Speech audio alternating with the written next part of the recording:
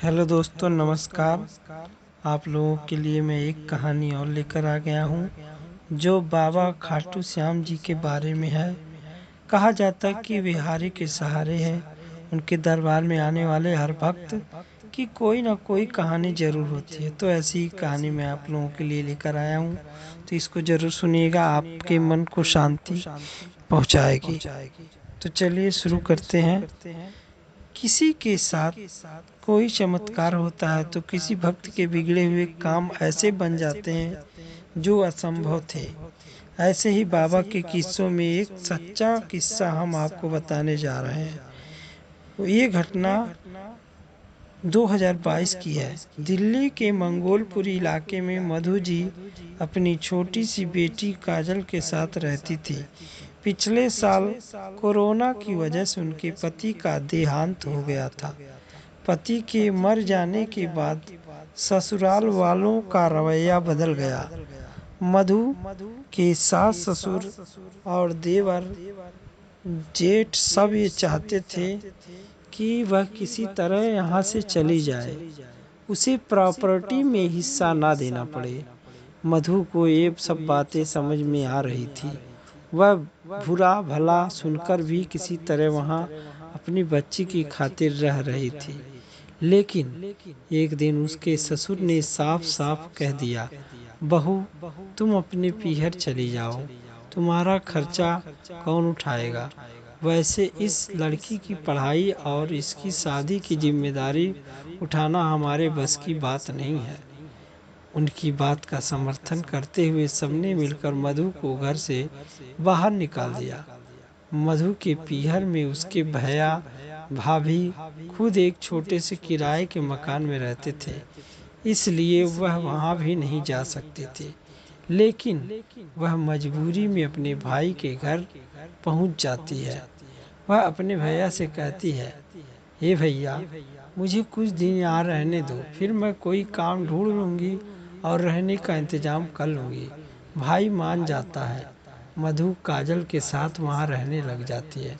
अगले दिन से ही वह काम की तलाश में भटकने लगती है, लेकिन उसे कहीं भी काम नहीं मिलता है। शाम को जब वह घर आती तो देखती काजल की तबीयत बहुत खराब है। वह काजल को लेकर डॉक्टर के पास जाती है।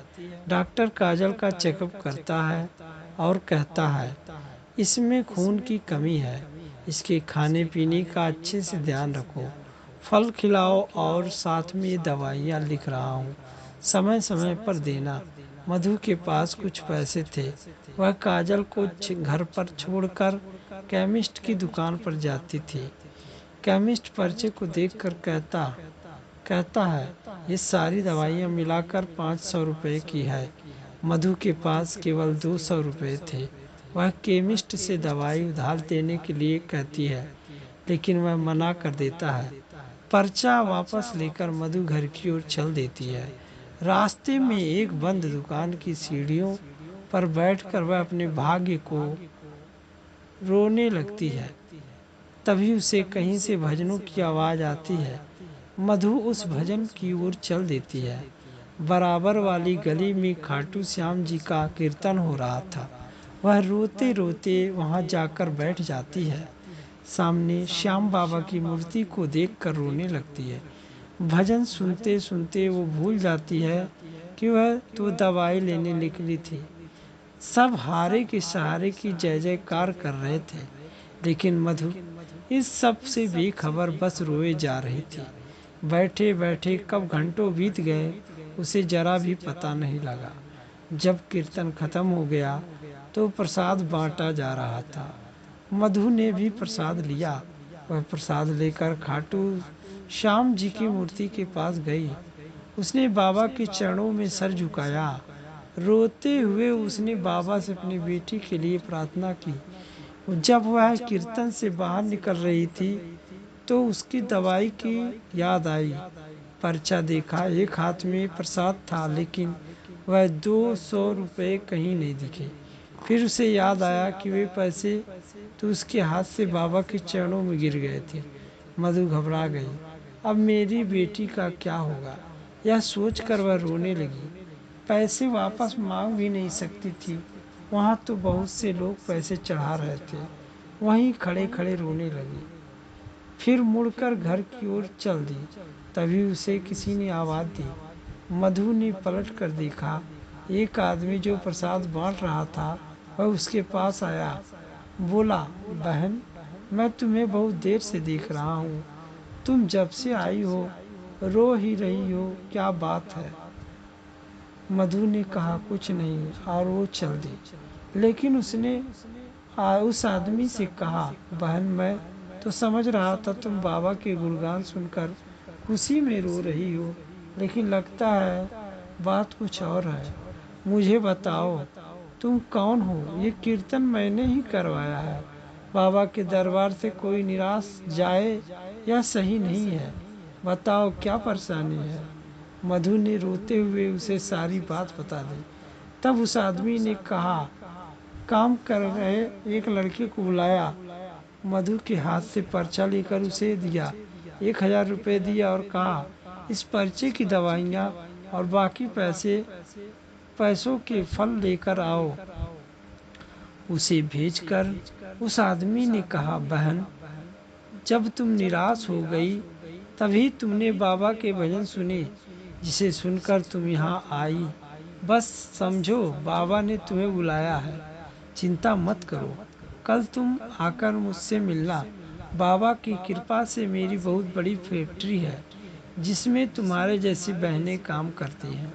तुम्हें भी काम मिलेगा और रहने का भी इंतजाम हो जाएगा। मधु कुछ बोल ना सकी, वह बस रोए जा रही थी। यह देख कर उस आदमी ने कहा, बस बहन, जितना कष्ट था वो तुमने सह लिया। अब सब बाबा पर छोड़ दो। बाबा ने तुम्हें अपनी शरण में ले लिया है। तभी वह लड़का दवा और फल लेकर आ गया। उस आदमी ने फल और दवा मधु को दिए। मधु ने उन्हें धन्यवाद देकर घर चली आई। अगले दिन मधु को उस फैक्ट्री के काम मिल गया और उसे वहीं फैक्ट्री के पास रहने की जगह मिल गई, जहां बहुत सी औरतें रहती थी जो अलग अलग शिफ्ट में काम करती थी। उनसे जान पहचान हो जाने पर वे काजल का ध्यान भी रखने लगी। कुछ दिनों के बाद वह अच्छे से काम सीख गई। अब मधु हर दिन खाटू श्याम जी का दीपक जलाती, उनकी पूजा करके घर से बाहर निकलती थी।